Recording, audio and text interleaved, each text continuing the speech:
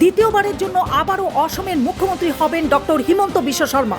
পুনরায় হিমন্ত বিশ্ব শর্মাকে দলনেতা হিসাবে নির্বাচিত করেছে বিজেপির নেতৃত্ব।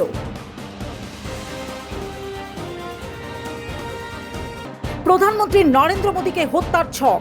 বেঙ্গালুরু থেকে উদ্ধার হয়েছে বিস্ফোরণে ব্যবহৃত জেলেটিক স্টিক। ঘটনায় তদন্তে নেমে এক যুবককে আটক করেছে পুলিশ। তামিলনাড়ুতে ইতিহাস। দীর্ঘ জট কাটিয়ে রবিবার মুখ্যমন্ত্রীর পদে শপথ নিলেন দক্ষিণী সুপারস্টার থলপতি বিজয়।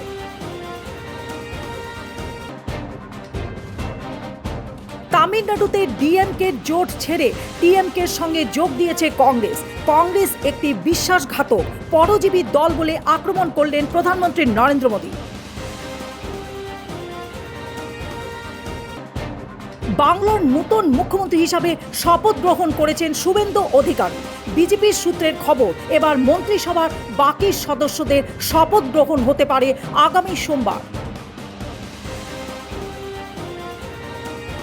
বিজেপির বিরোধী আন্দোলন জোরদার করতে বাংলার অন্যান্য বিরোধীদের জোট বাঁধার ডাক দিয়েছে মমতা বন্দ্যোপাধ্যায়। মমতার এই প্রস্তাব খারিজ করে দিলেন সিপিএমের রাজ্যের সম্পাদক মোহাম্মদ সেলিম।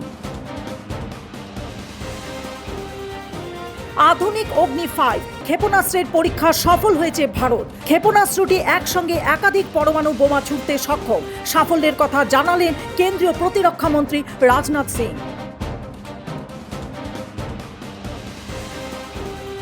দীর্ঘ 4 বছর ধরে চলা যুদ্ধ কি এবার শেষ পথে, তেমনটাই ইঙ্গিত দিলেন রুশ প্রেসিডেন্ট পুতিন। সূত্রের খবর, সংঘাত থামতে শীঘ্রই ইউক্রেনের সঙ্গে শান্তি চুক্তি স্বাক্ষর করতে পারে রাশিয়া।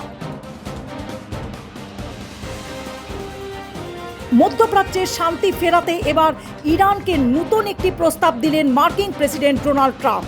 তবে প্রস্তাবটি নিয়ে এখনও চূড়ান্ত সিদ্ধান্ত নেয়নি তেহরান।